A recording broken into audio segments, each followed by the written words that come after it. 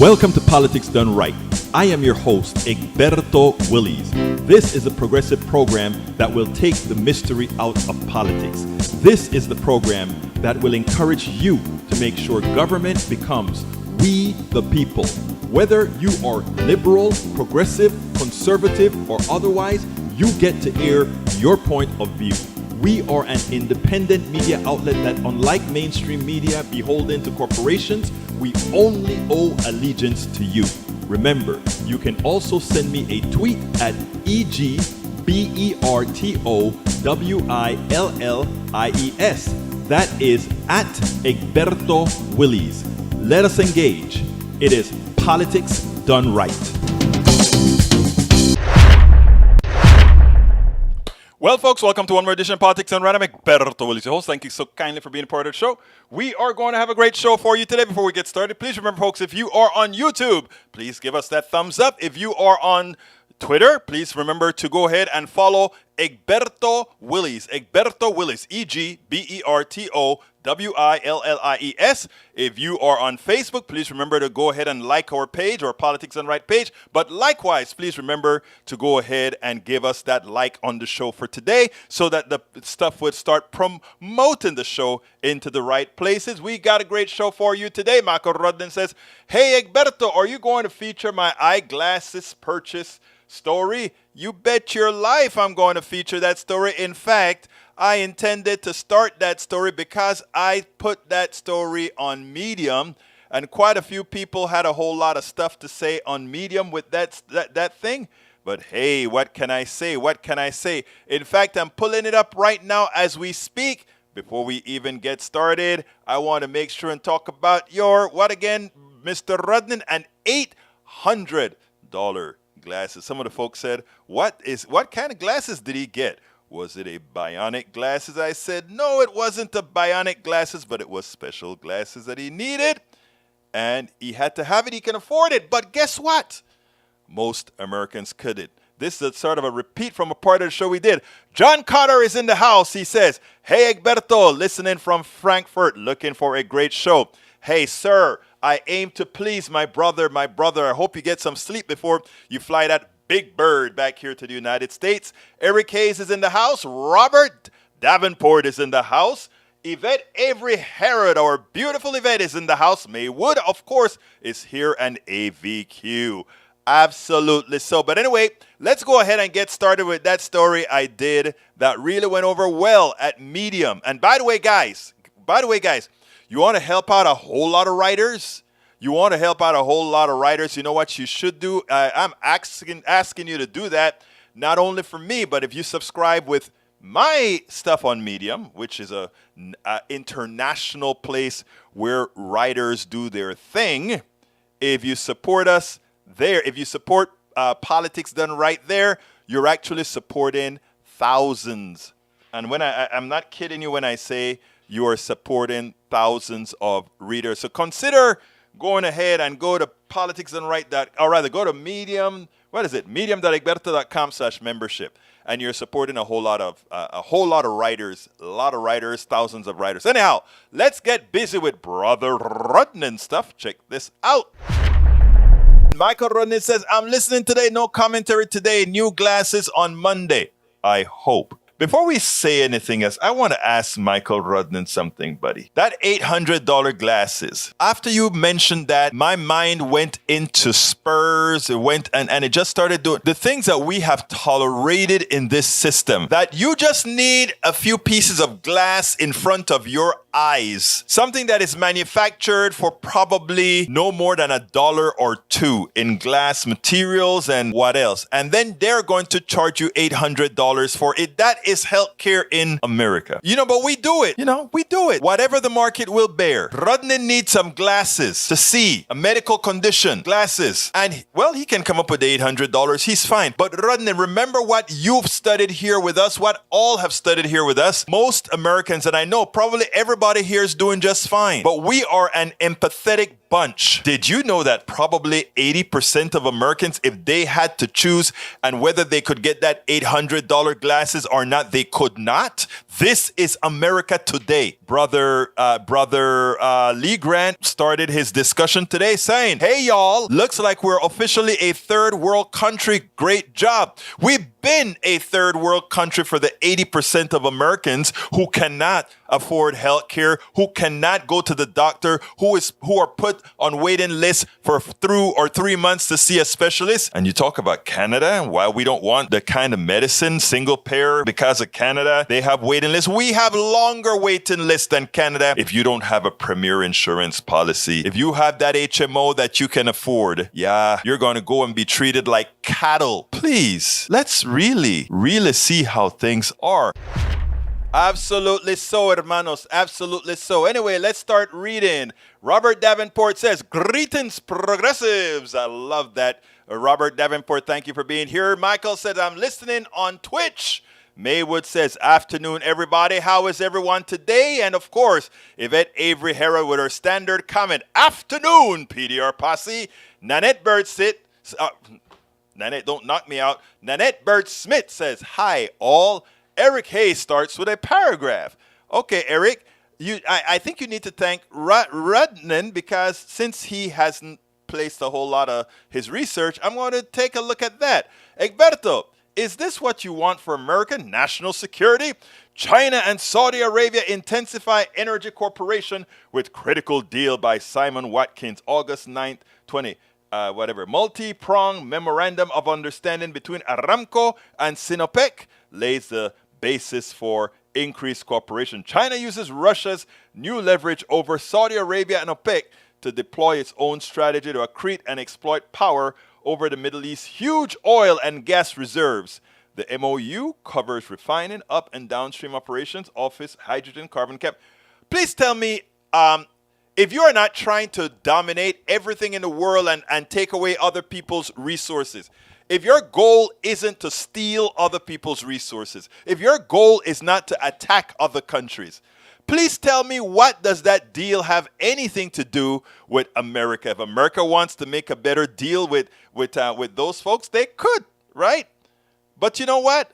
America should know one thing. We should not be putting a hell of a lot of investments into carbon. If they want to put investment into carbon, a dying thing, let them do so, because as we move away from carbon, they are going to want to follow and we will be ahead.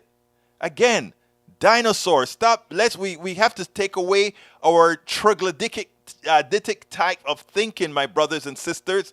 Well, in this case, my brother Eric Hayes. Eric, we got to go get some coffee and talk about this, man. We got to talk about this, Eric. You're driving me crazy, Eric. What can I say, Eric? Why are you doing this to me, Eric? Anyhow, Robert Davenport says, the AG dropped the gauntlet today. Watch Trump tuck his tail between his legs and scamper away into liarland. LOL. Laugh.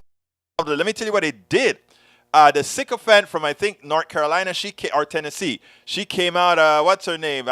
Senator, the woman, I don't remember her name, came out and said, Garland said he is, and I have the video to play for you. Garland said that he is the one who went ahead and charged, did the charge on Donald Trump. It's a political hit. Political, our rear end. We know the criminal in chief was likely, I don't know this for a fact. Whenever I don't know something for a fact, I don't say it. But what I do want to say is speculative, and I think why else would the Don want to keep a whole bunch of classified information if he didn't? Maybe he's a crook. His past manager sold a lot of people's data to Russia straight up for money, he said. Now Trump has all this information. Don't you think Trump is doing this because likely he was going to find a way to sell it? Come on. And he would have garnered quite a few, probably billions of dollars, depending on what he got. Hell, he was a president. The good thing about it is I think many in the civil service world were smart enough to kind of keep a hell of a lot away from Donald. So that is where the deep state protected America, right? The deep state, protected America. Anyhow, continuing. John Carter is in Frankfurt, Germany. I'm going down the list here. John, love to have you. Love that you're watching us in Germany, man. Thank you so kindly. Appreciate you. And by the way, I always appreciate your support. John, like many of you here, are our great supporters, man. Michael Rudnin, great supporter as well. He said, silhouette glasses, thinnest lens, Chrysal Coton. Look, that don't mean anything to me. I am a basic guy. A cheap glasses with plastic, but actually I figured you had some special needs, and it's what I kind of responded to a couple of people. I think it was either on Medium or Daily. I don't remember where I responded to, because they're like, one of the guys responded and said, I think this one was a Democratic, the Democratic Underground, said, I got me 2 glasses at Costco for $250, to which I said, I think he needed special glasses, my friend. All right, let's continue. Eric Hayes says that Hunter Biden has long escaped being charged following an ongoing FBI investigation in mystifying to... I don't give a rat's behind about Hunter Biden. Hunter Biden has no influence in American politics. Is he using his daddy's name? Probably so.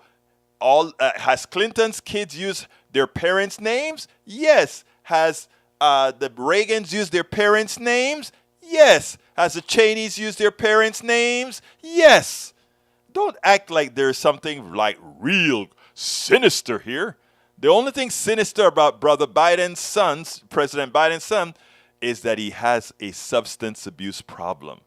And all the ills that go with substance abuse problem is what Brother Biden's son has. To which I say, I hope he gets his act together. I'm sufficiently empathetic that whether it is Trump's kid with a substance abuse problem or somebody else, I want them taken care of. You know what? I did 2 programs today. I did one at KPFT earlier today. And one of the things I said, because, we are doing pitching at KPFT right now, trying to raise funds for our new building and raise a steady cash flow at KPFT, the only progressive station in Houston and the whole southeast part of Texas, right?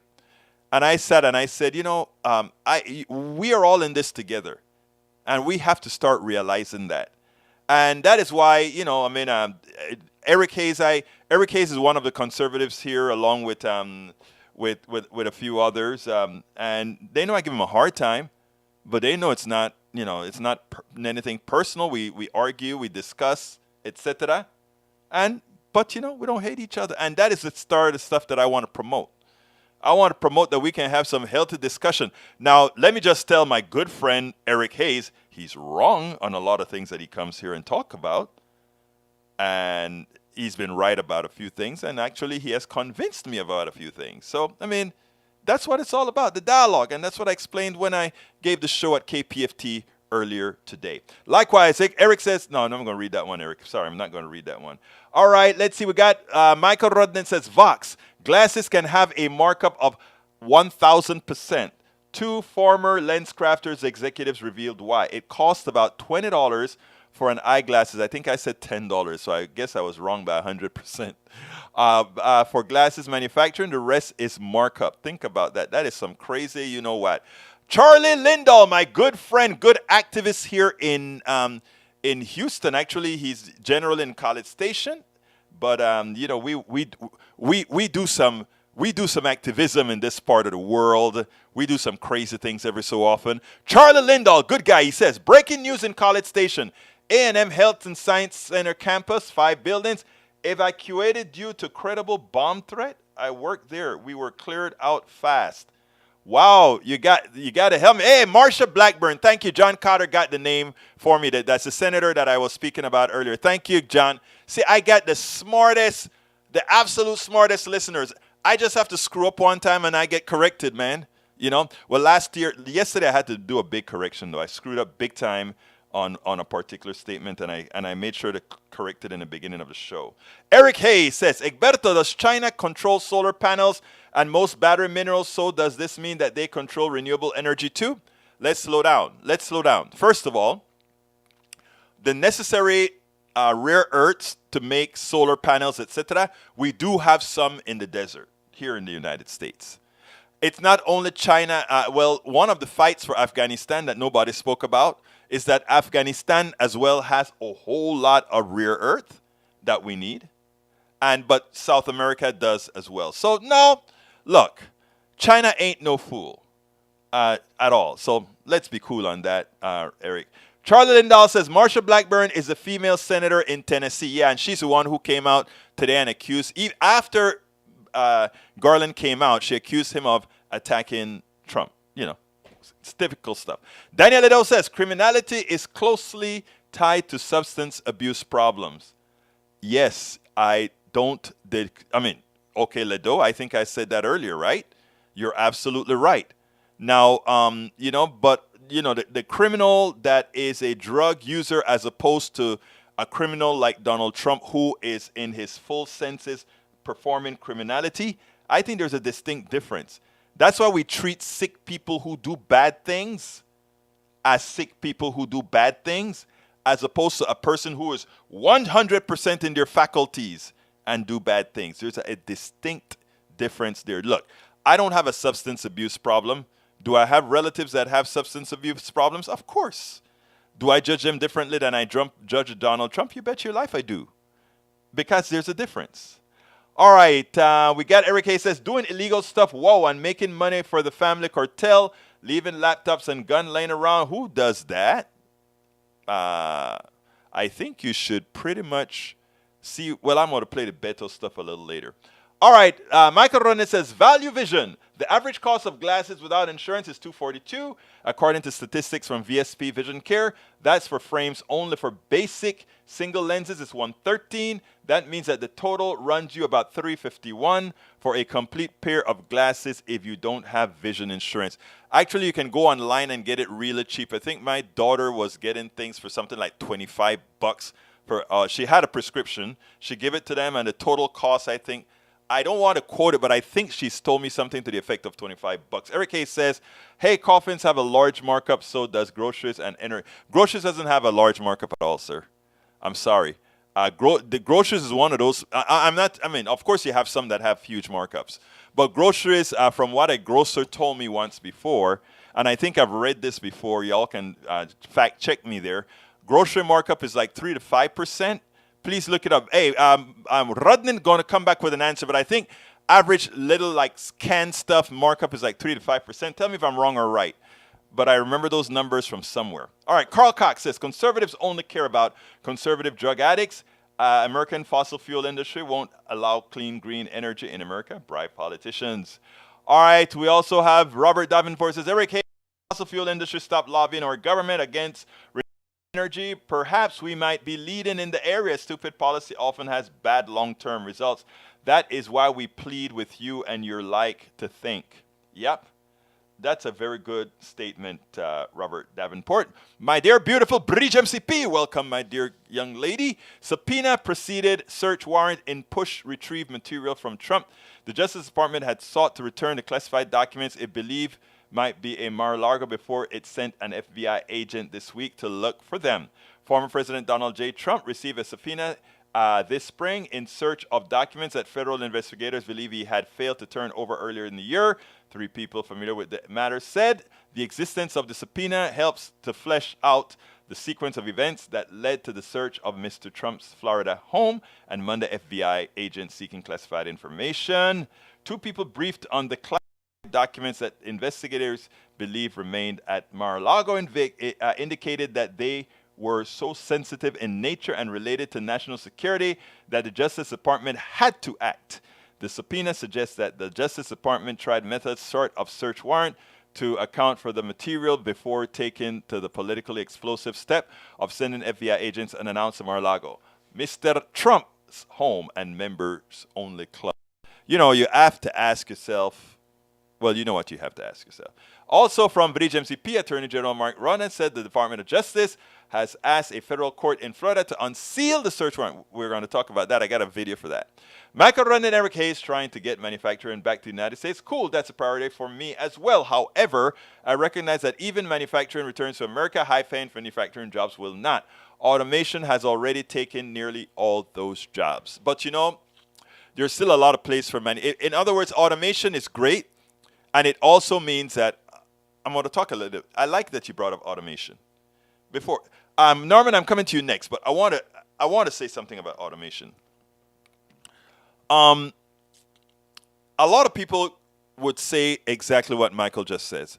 Automation means robots and different technologies are going to take care of doing the work that human beings used to do, and as such not needed, which implies that you'll have less work. So meaning even if manufacturing come back here, a lot of that manufacturing won't require human labor. And if that is the case, we'll still have a lot of labor chasing jobs, which causes a depression in the prices of wages, which isn't occurring right now, by the way, because right now we don't have a huge surplus of jobs available. Now, as far as well-paying, high manufacturing jobs, we don't have a lot of those. Now, policy is everything. I want you guys to remember that automation occurred not because executives in a corporation and those leaders, those shareholders had much to do with it. Automation came along because we the people invested in universities and colleges, and these universities and colleges trained engineers and physicists and chemists and electrical engineers and electrical scientists who went and worked for these corporations. And these corporations, under their guise, used the knowledge that was imparted to them by society as a whole to create efficiencies. Now, if you look at the charts in the past, as efficiency, as we became more efficient, what also happened is the companies made more money, and as the companies made more money, they paid more to their employees. But starting with supply side economics, Ronald Reagan, it started even before Ronald Reagan. If you take a look at the charts, you see that there was a at that point, as productivity increased, wages stayed stagnant. That's policy. That is policy. You can say supply and demand. That's policy. Here's what I'm talking about. People still needed to spend money to justify that productivity increase. In other words, you could make a lot more product. You could do all these things with less people, and you didn't pay your people well, but you did need to have people spending money. The corporations had two choices. One of the choices was to increase pay so people make more and would have more purchasing power, right? But that would mean a more equitable distribution of the profits from productivity, right? However, the corporations chose the other route. And the other route actually made them even more profits in the aggregate. What do I mean? Corporations extended something known as easy credit. So what you see when you look at the charts is as productivity increased, wages stagnated. They stayed in one place. People didn't get raises by inflation, but they got cheap credit, or what they thought was cheap credit. It wasn't really all that cheap, right? Because it started out with nice teasers and then it goes up 19, 20, 21%, right? And what you then notice is the curve for productivity went up.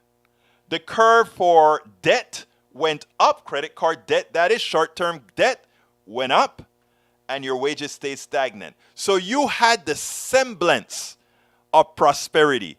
Because with all that credit that you had, you could buy stuff.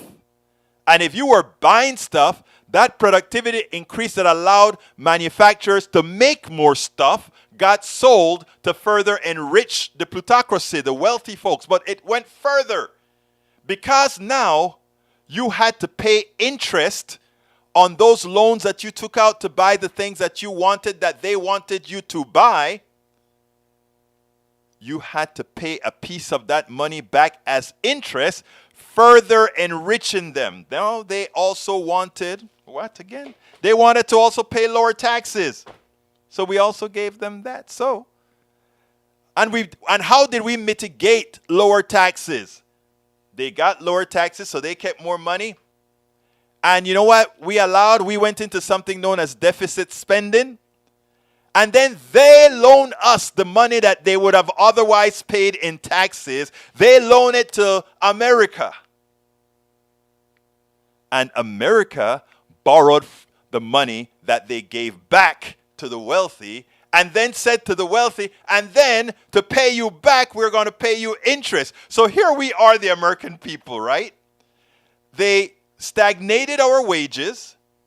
They gave us credit so that we would have to pay them interest and more. And then they got their taxes reduced so that now our taxes that we all are responsible for paying also went to them as the loans they made to the federal government so that we could do our daily business.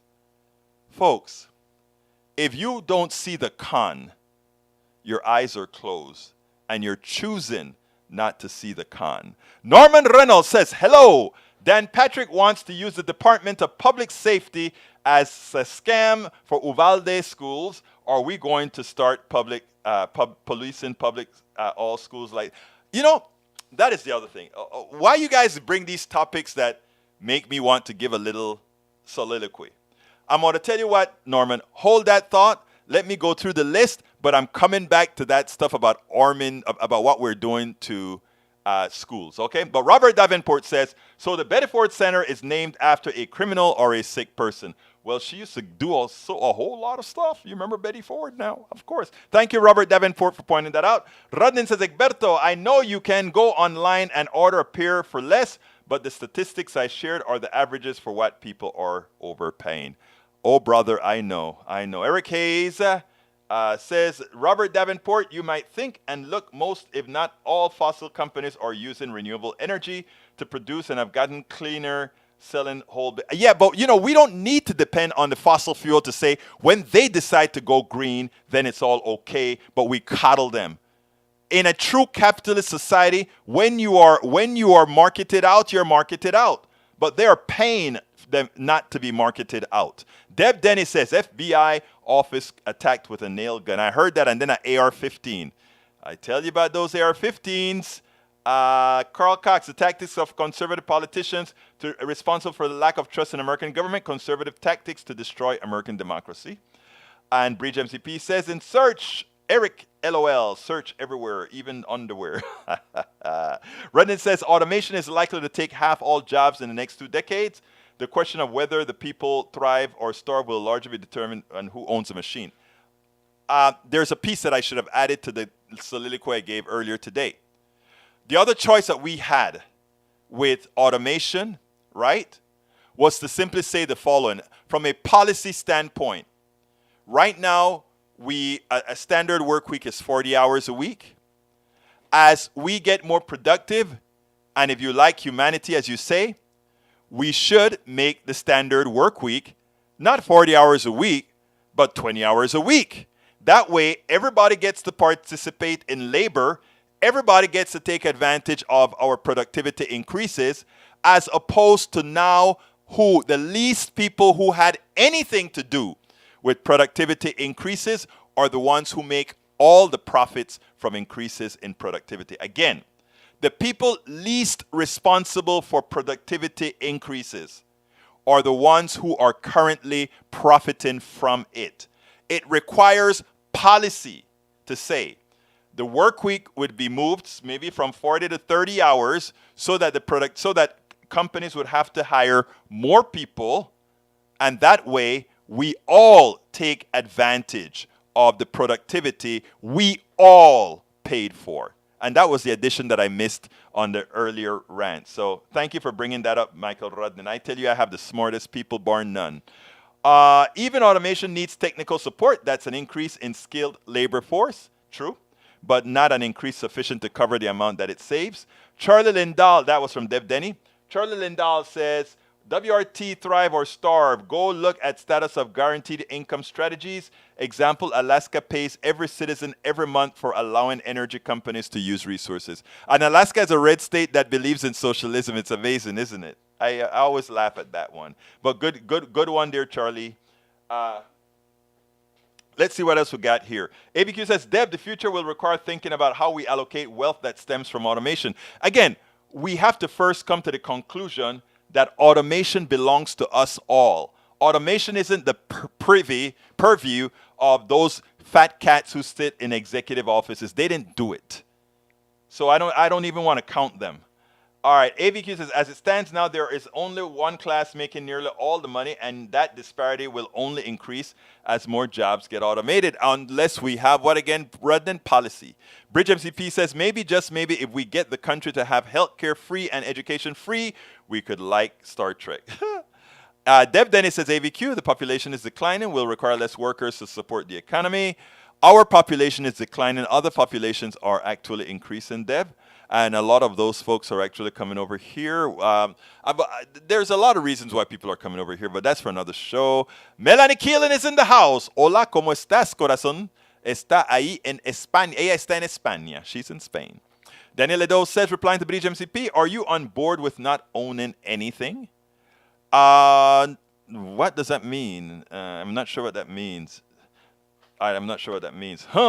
What we're likely to plateau at 11 billion by end of the century, so long as there's no major shock, such as another great war or global warming.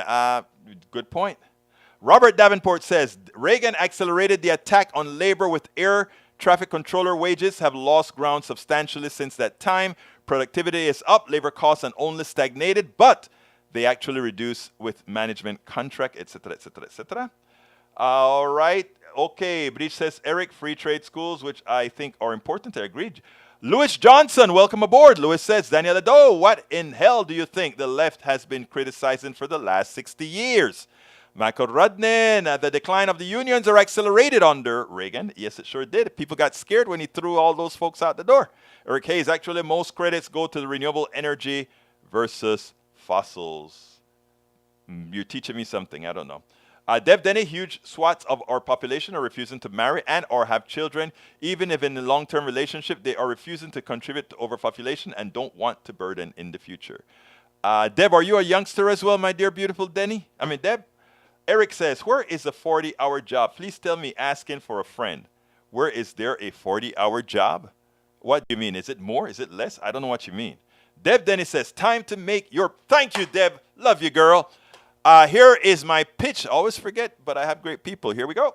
Politics done right depends on you to keep doing what we do. What do? We make sure to keep, number one, the internet seeded with blogs and information to counter the right and to present what progressives represent for the benefit of us all to everybody so that it's not misread, misled by any other entity. We make sure and populate that internet with blogs, with videos, with all these other things to make sure that we are informed and to counter everything that you normally hear that are lying at the right. We also make sure to create articles in magazines, articles in newspapers all around the country to ensure, again, that our message gets out there. Last but not least, we also write books. As you see it, Class Warfare, the only resort to right-wing doom, How to Make America Utopia, are two of the many books that I've written on these issues. So please support us in one of many ways. Numero uno, you can support us at PayPal, either one time or monthly. Go to politicsdoneright.com/PayPal.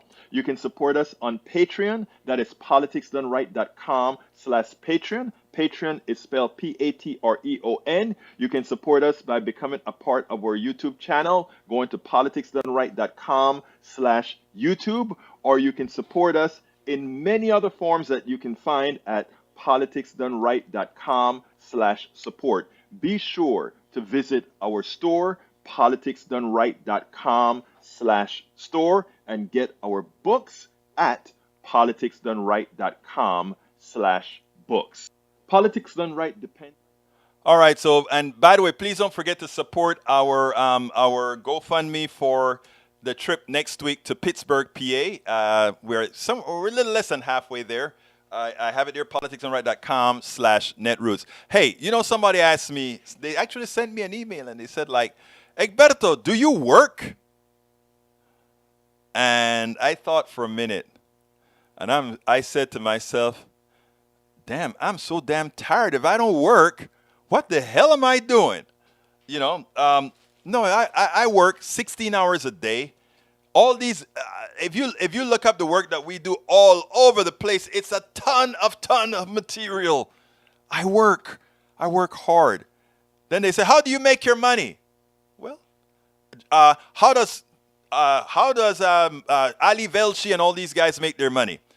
They read the news, they provide news, and they work for a company that aggregates several of them who provide news, and they get paid for doing that. I get paid. The only difference is corporations are not paying me. You guys are. When I got the question, I really didn't know. I didn't know how to take it really. It was like almost like the person was saying, do you work? And it's like, does Ali Velshi work? Does Tom Brokaw work? Oh, well, when he was a host, do all these people work? Yeah. I'm just working for a hell of a lot less than I did when I wrote software and had my own company, making a ton less. But yes, I do work. I do work, and I work very hard. If you doubt it, ask my wife and my daughter the amount of time that we spend over here. Anyhow, continuing with my beautiful, beautiful, beautiful people. Louis Johnson says, Daniel Ledo. Oh, I read that one already. Deb Denny says, huge swaths of the population. I read that one already, too. I had to scroll down to scroll back up. Okay, time from page. Thank you. All right, Daniel Ledo, I own more. This is Robert Davenport to Daniel. I own more than one business and employ people. I own real estate and pay taxes in several states. And I am a progressive because I pay good salaries to my employees and the top of the market with benefits to keep them. Owning property and exploiting capitalism are two different things. Profit sharing makes my employees partners in the profits we earn together. And that's what I'm talking about. Michael Rodman says, replying to Louis Johnson, share this to Daniel for me so he can see it. The government has been corrupted by corporations since 1976. Supreme Court, Buckley versus Valeo and Citizens United and McCutcheon. So he's absolutely right. Carl Cox says, blue-collar workers do most of the work and get paid the least. Eric Hayes says population decreases in America. Is this a policy decision? No, this is a decision that says America has screwed people so badly from, how much they got to work, etc., that, brother, they can't afford to have many kids. All right. Okay, continuing. We have Gary Rustin. Welcome aboard. People I know work 60 hours a week. To keep the head above water. Let's be real. Get real. Peaches, chow. Don't know what the peaches and the chow is, but, a lot of people work a lot more hours than they get paid for. I mean, sad, but that's true. Gary Rustin, I think if that's what you're trying to say, you're right. Mike Cisak says, Robert Davenport, the problem is you are blaming the wrong things. No, actually, Cisak, based on your past statements, I don't know if you can accurately say that. All right, continuing. Let's see what we got here. Robert Davenport says, Mike Cisak, when you operate a business, you do not have the luxury to be satisfied with placing blame. You have to recognize the real problems and solve them. Being satisfied with incorrectly placing blame is for conversation. Solving problems and meeting the needs of the marketplace is that pays the bills. Davenport, you are my brother. You are my brother. You get it. You get it. When Willie's computer software companies were having issues, that's the same. I use that same statement. You can hear how Egberto is almost giddy thinking about the end of America he hates. I don't think he is going to like what comes after. End of America I hate. Only you would think I hate America, but, I can't help that, you're suffering from the same sort of, well, I won't go there. All right, let's see what it's time for us to play the thing to play one of our videos. The first one I want to play, because, everybody always talk about Democrats being spineless and all that kind of stuff. What I like about Beto O'Rourke is Beto O'Rourke would let you have it. Check this out. I guess Trump is rubbing off on everybody. Check out Beto, and then we'll take it on the other side. This one is real quick. We always talk about Democrats not having a spine. Well, I want to show you a Democrat here in Texas who like to be the next governor with a spine. Check out how he handles a heckler. That says that you can buy not one, you can buy two or more if you want to, AR-15s, hundreds of rounds of ammunition, and take that weapon that was originally designed for use on the battlefields in Vietnam to penetrate an enemy soldier's helmet at 500 feet and knock him down dead, up against kids at 5 feet. It may be funny to you, motherfucker, but it's not funny to me, okay? Check out more like this at politicsdoneright.tv or at the links in our bio. All right, I want to, when I saw that, I had to do a double take on it. It's like, whoa, okay, this guy actually go in there. He had some nerve. All right, I want to address Norman's stuff about the school. I haven't forgotten about you, Norman. Let's go ahead and play Merrick Garland, and then after Merrick Garland, we're then going to hit up your very prescient statement about schools and taking, and the measures they're taking at schools. We'll come back in a minute.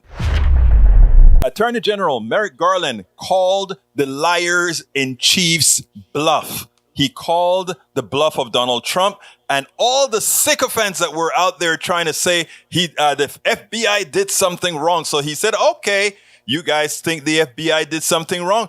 The bluff is being called on you. We are going to open up the door, disinfectant. What do you say now? Check out what Garland had to say, and then we'll take it on the other side. Since I became Attorney General, I have made clear that the Department of Justice will speak through its court filings and its work. Just now, the Justice Department has filed a motion in the Southern District of Florida to unseal a search warrant and property receipt relating to a court-approved search that the FBI conducted earlier this week. That search was of premises located in Florida belonging to the former president.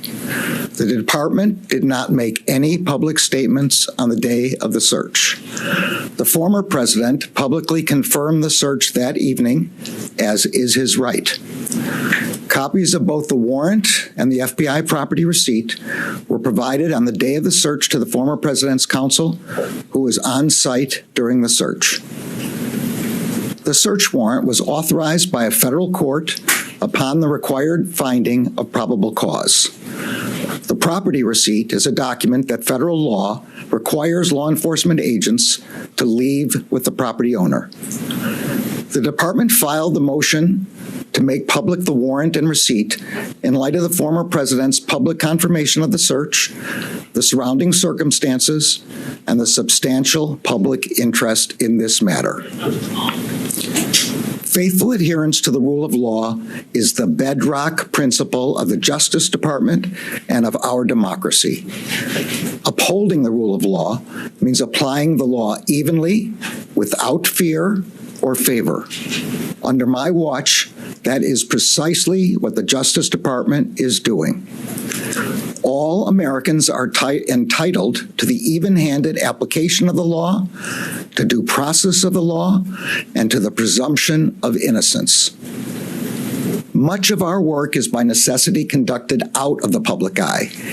We do that to protect the constitutional rights of all Americans and to protect the integrity of our investigations. Federal law, long-standing department rules, and our ethical obligations prevent me from providing further details as to the basis of the search at this time. There are, however, certain points I want you to know. First, I personally approved the decision to seek a search warrant in this matter. Second, the department does not take such a decision lightly. Where possible, it is standard practice to seek less intrusive means as an alternative to a search and to narrowly scope any search that is undertaken. Third, let me address recent unfounded attacks on the professionalism of the FBI and Justice Department agents and prosecutors. I will not stand by silently when their integrity is unfairly attacked. The men and women of the FBI and the Justice Department are dedicated, patriotic public servants. Every day, they protect the American people from violent crime, terrorism, and other threats to their safety while safeguarding our civil rights. They do so at great personal sacrifice and risk to themselves. I am honored to work alongside them. This is all I can say right now. More information will be made available in the appropriate way and at the appropriate time. Donald Trump is a liar. The people who support Donald Trump are liars, all the sycophants that follow him and try to make believe that the FBI is planting stuff in his home and all of that. Donald Trump likely had all that confidential information. Who knows why? Maybe to sell it? We don't know. But the fact of the matter is he had something that belongs to the American people, not to Donald Trump. And they had subpoenas and much trying to get that information, as he stated there. But guess what? Donald Trump, as usually, wants to be wrong and strong. Well, he got the bluff called. Let's see what he does now.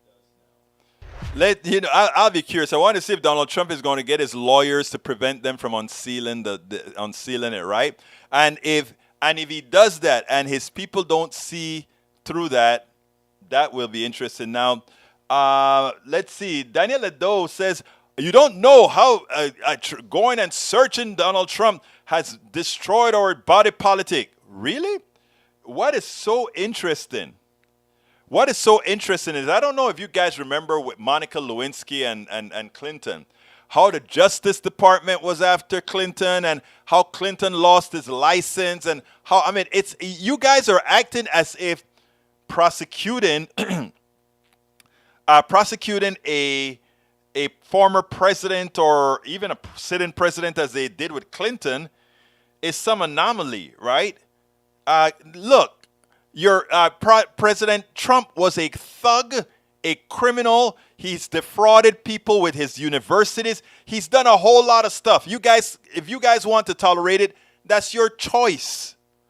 But when he's put in the national security of the United States of America, the country that Daniel Ledo claims that he loves, and he claimed that I don't like it, love where I'm at. But when you want to discount what that criminal was likely to do with all those papers that he had, all those classified information that he had, who loves the country after all?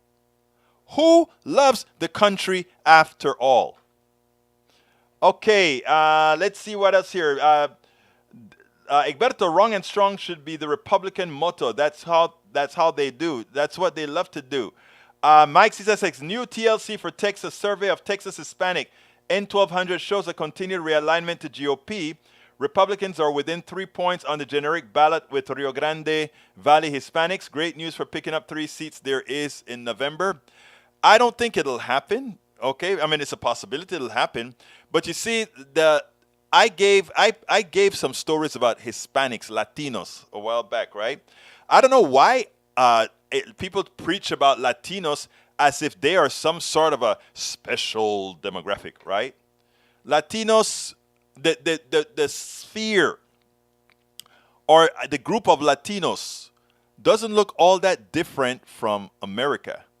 It's just that if you have a name like Dominguez and Aramides or something like that, people say you're Hispanic or Latino. It's really Latino. If you're from this hemisphere, it should be Latino, right? And so if you have a name like, look, Betancourt. We have a lot of Betancourt in Panama. They're Latinos, right? But they're blue-eyed blondes. You have Egberto Willis, Latino, black man.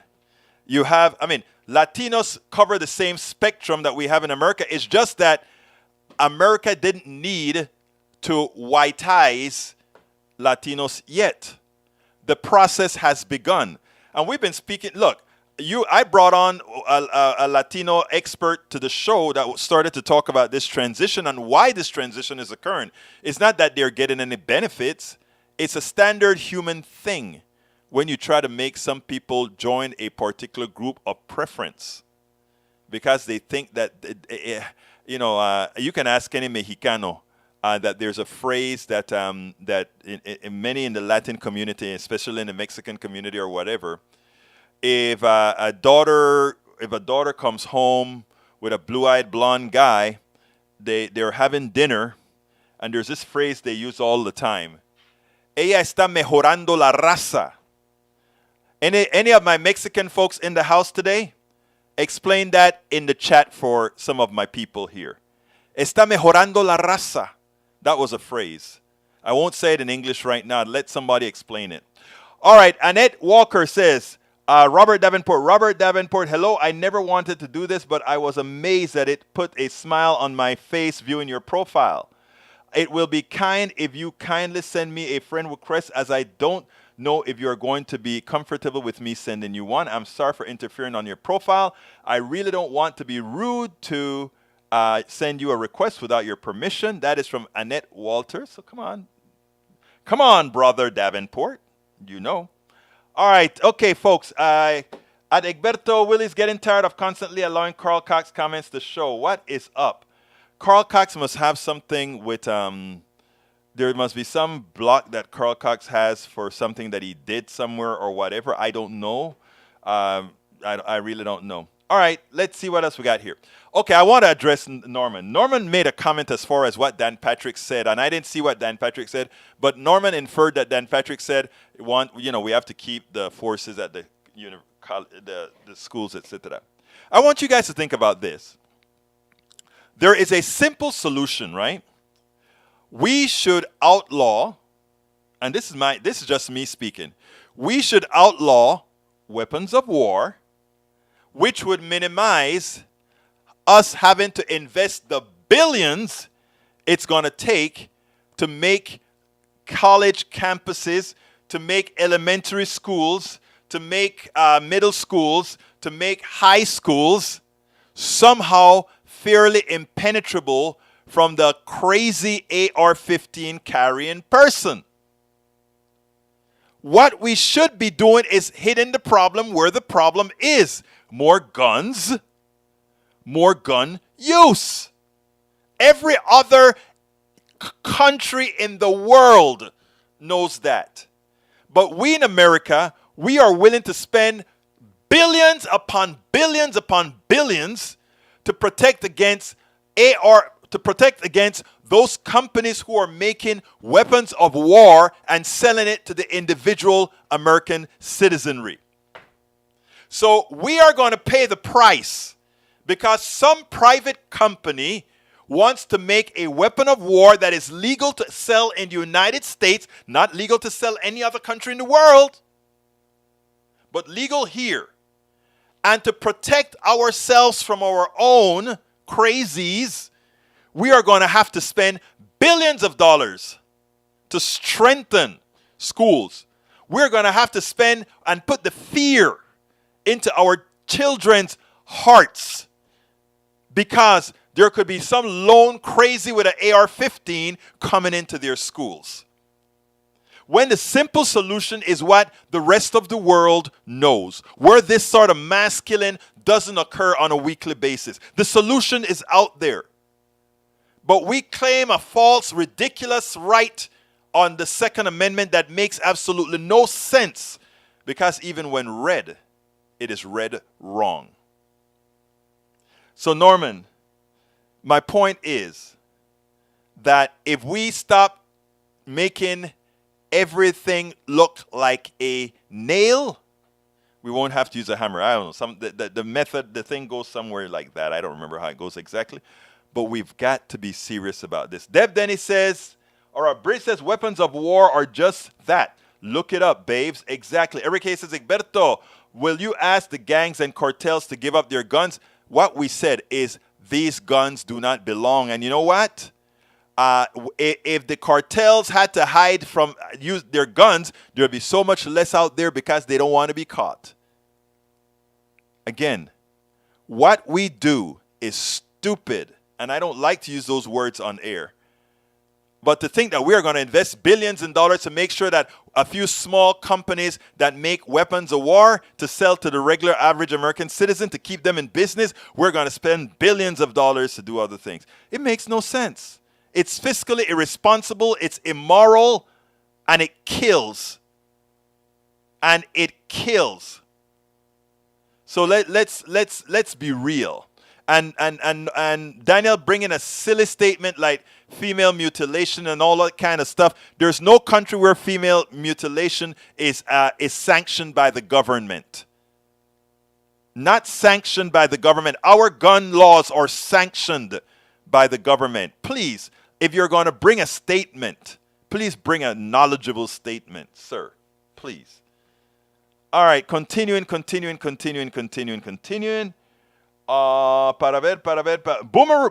U says, Coke industry is the largest investor I know of creating this gosh darn noise. Decades with a web of LLCs funding comments I disagree with. If you don't like my comments, don't follow. Politics done right. Love you, Carl Cox. Let's see what else we got. Coke Industries. No, you misunderstood what she was saying. Again, she's being helpful to you, Carl. She's helping. We don't know what. Somebody dinged you or whatever. She is trying to help. There's nothing against Carl Cox. Folks are trying to help. Play the O'Donnell video. Oh, okay, come in. I forgot about the O'Donnell video. Sorry. I actually forgot about the O'Donnell video. But we're going to go over by a little bit, guys, because we want the O'Donnell video. I forgot. I know there was a video missing. Para ver dónde está. Let's see if I can find it. If not, let's see how long that O'Donnell video is. Where is the O'Donnell video? It's right here. All right, I can do the O'Donnell video. Here is the O'Donnell video for your consumption. Let's go to the O'Donnell video. All right.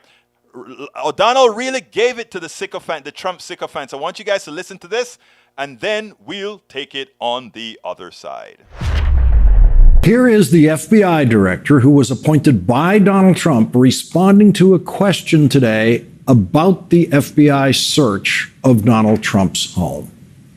Former President Trump is raising the prospect of agents planting evidence in the FBI search of his residence in Mar-a-Lago, saying his lawyers and aides not allowed to observe the search. Can you address that, particularly as many of Mr. Trump's supporters online issued a so-called call to arms and threats against your agents in light of the search? Well, as I'm sure you can appreciate, that's not something that I can talk about, so I'd refer you to the department. As to the issue of threats, I will say that I'm always concerned about violence and threats of violence against law enforcement, and that is a topic that I have been talking about frequently, including earlier today with law enforcement partners here in Nebraska and yesterday with law enforcement partners in Iowa and Illinois. And any threats made against law enforcement, including the men and women of the FBI, as with any law enforcement agency, are deplorable and dangerous. Republican Senator Marco Rubio rushed to the defense of the FBI, praising the Justice Department and the FBI for finally going after the con man. He's a con man. I think it's time to unmask him for what he is. A con man who's taking advantage of people's fears and anxieties about the future, portraying himself as some sort of strong guy. He's not a strong guy. He's never faced real adversity before. Sorry, that was my mistake. Blame me completely for that. Sorry, that was Marco Rubio talking about Donald Trump in 2016 before he began living every moment of his life in desperate fear of Donald Trump. This is what Marco Rubio actually said about the Trump search warrant. This raid was about trying to disqualify a likely future election opponent, about trying to intimidate Republicans who oppose the left, and about creating a distraction from Biden's failures. I thought that was a great piece done by Lawrence O'Donnell. He just showed the hypocrisy of the Trump sycophants. This is a guy who always knew, Marco Rubio always knew Donald Trump was a con man. And look at how he had to fall in line with everybody praising him. What kind of character is somebody like that? It is completely ridiculous. And by the way, yes, and yes to Brother Davenport. I love all of my listeners, all of my followers, whether you're on the right or on the left or whatever. I love you all. Cat Ho, welcome aboard. So let me tell you, and I'm glad you brought that up, Davenport. So I just want to say this before I get off air.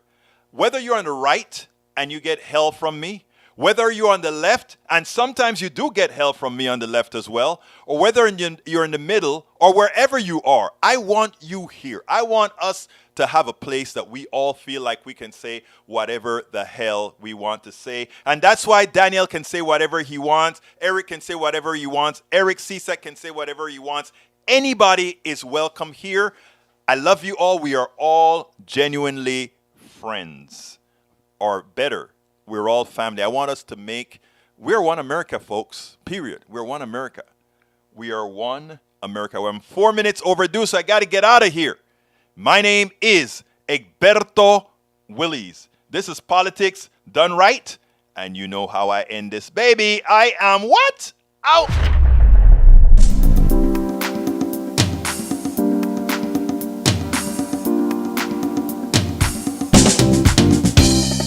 Welcome to Politics Done Right.